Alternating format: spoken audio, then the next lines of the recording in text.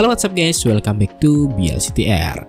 Nah di episode kali ini saya mau nge-review custom ROM dari Siberia ya, dengan versi 3.9 nih. Nah nanti akan saya coba tes untuk performanya bagaimana, dan jikalau kita bermain game itu bagaimana. Lalu untuk kernel-kernelnya saya akan lihatkan ya, dan fitur-fitur apa saja yang disematkan di ROM Siberia ini. Oke, so tanpa basa-basi lagi langsung aja kita ke videonya.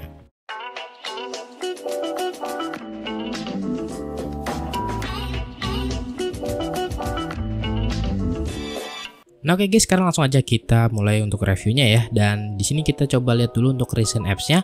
Untuk recent apps-nya sendiri sama standar ya, seperti di Android 10 lainnya, di custom ROM yang menggunakan Android 10 seperti ini. Saya suka banget nih untuk bagian recent apps-nya yang seperti ini ya, karena terlihat simpel dan sangat sangat gampang untuk digunakan ya, tidak ribet seperti yang Android 12 ataupun 13 seperti itu ya. Nah sekarang kita akan coba beralih ke bagian ini ya, bagian pengaturan ya, setelannya. Nah untuk di setelannya sendiri, dia untuk settingannya ada di Siberia setting ini ya, untuk customisasinya. Dan untuk customisasinya sendiri ini menurut saya cukup sedikit ya, bahkan bisa dibilang sangat sedikit dibandingkan custom ROM lain yang sudah pernah saya review. Itu customisasinya itu cukup banyak, dan di sini hanya ada 4 ya untuk customisasinya. Ada sistem, panel, lock screen, dan gesture ya.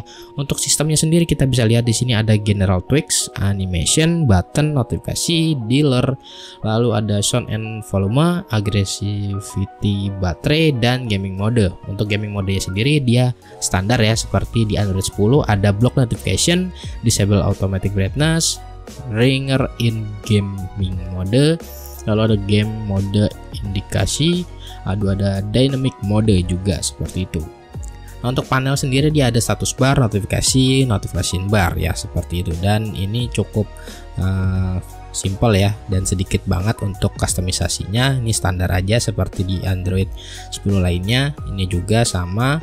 Dan untuk navigasi barnya dia ada invert layout dan kill apps back button saja. Oke, lalu beralih ke gesture. Di gesturnya juga nih standar banget, cuman ada beberapa pengaturan aja, yaitu ada swipe to screenshot ya, yang ini dimana udah standar di Android 10 seperti ini.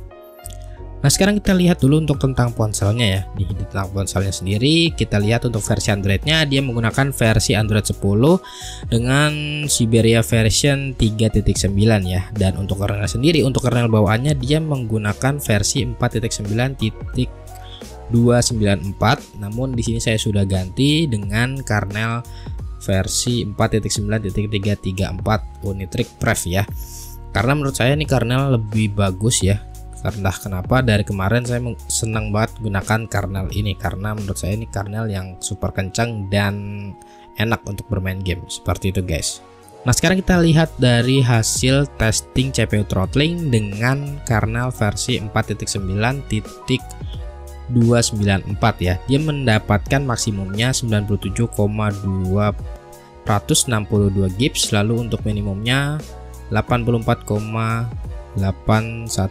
GHz, dan untuk rata-ratanya ada di 93,956 GHz ya. Nah untuk hasil dari benchmark resultnya di sini saya menggunakan Geekbench 5 dengan hasil dari single core-nya itu 164 dan multi core-nya dia mendapatkan 931. Dan ini cukup tinggi ya untuk HP Redmi 5 Plus. Nah ini adalah hasil dari CPU throttling dengan kernel versi 4.9.334 Pref ya. Dia mendapatkan hasil maksimalnya itu 106,217 GHz, dan untuk minimumnya dia mendapatkan 84,123 GHz, dan untuk rata-ratanya dia mendapatkan 99,419 GHz ya. Jadi ini sangat signifikan untuk penambahannya. Jadi menurut saya ini kernel masih kernel terbaik yang pernah saya pakai ya. Dan untuk hasil benchmark resultnya dia mendapatkan skor untuk single core-nya itu 178, dan untuk multi core-nya dia mendapatkan skor 994. Nah, jadi untuk penambahannya juga sangat signifikan ya untuk penambahan core-nya ketika kita menggunakan kernel dari Unitrix dengan versi 4.9.334 Prev ya. Seperti itu guys. Nah, kalau untuk masalah bugnya sendiri itu menurut saya belum ada ya, karena sejauh yang saya gunakan masih lancar-lancar aja, enak-enak saja.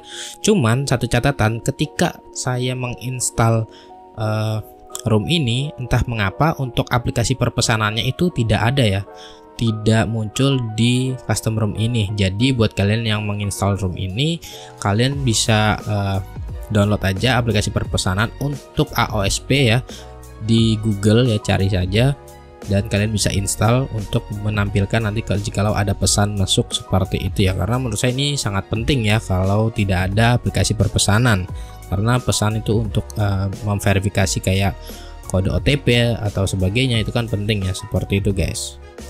Nah, jadi nanti kita akan coba lihat untuk hasil dari gamingnya seperti apa, apakah lancar atau tidak, nanti kita akan lihat di video yang satu ini. Nah, sekarang kita beralih ke mode game dan ini kita lihat untuk settingannya. Untuk frame rate-nya dia hanya di tinggi ya untuk mentoknya, dan untuk di grafisnya juga di tinggi untuk mentoknya. Dan di sini saya menggunakan grafis rata kanan seperti ini, dan kita coba lihat untuk pergerakannya itu masih lancar ya. Enak banget, tidak nge-lag, tidak patah-patah. Dan ini sangat bagus banget untuk bermain gamenya, enak ya. Nah, ini kita coba lihat. Nah, seperti itu ya guys. Dan sayangnya untuk mode gamingnya dia di pojok kanan ini tidak tampak, tidak terlihat seperti Android atau custom ROM yang lainnya. Itu untuk mode gamenya terlihat di pojok kiri ya, ini tidak ada. Jadi cukup nyaman ya, jadi tidak terganggu untuk saat kita bermain game gitu guys ya. Jadi ini enak banget dan wajib kalian coba nih ROM-nya. Oke. Nah, sebelum kita menuju ke kesimpulannya, kita akan lihat dulu untuk persentase baterainya. Dia menggunakan 100% itu 6 jam yang lalu, dan sekarang sudah turun di 89% ya. Jadi menurut saya ini baterainya cukup awet ya, tapi tidak terlalu awet juga. Tapi mungkin itu tergantung pengguna juga ya. Mungkin apabila dia menginstal aplikasi yang banyak, maka baterai juga akan jauh lebih boros seperti itu. Dan kesimpulannya untuk ROM yang satu ini menurut saya cukup enak ya, apalagi untuk bermain game itu sangat lancar. Namun untuk grafisnya di sini dia hanya mentok di bagian tinggi ya untuk game Mobile Legends ya. Lalu untuk selebihnya itu sangat enak banget dimainkan, lancar, tidak ada nge-lag, dan saya suka banget. Ini salah satu ROM favorit saya yang pernah saya pakai ya. Ini ROM Android 10 favorit saya lah, selain Kasa dan ELTS ya. Ini juga oke banget ya. Jadi buat kalian yang pengen install, langsung aja cobain ROM ini. Saya sertakan link downloadnya ada di kolom deskripsi. Oke guys, dan mungkin sampai di sini dulu aja untuk reviewnya. Semoga di video kali ini bisa bermanfaat untuk kalian yang ingin mencoba menginstal custom ROM. Dan buat kalian yang suka dengan video ini, jangan lupa tekan tombol like-nya. Buat kalian yang belum subscribe atau baru bergabung di channel ini, langsung aja klik dulu tombol subscribe-nya agar tidak ketinggalan video-video terbaru lainnya dari saya.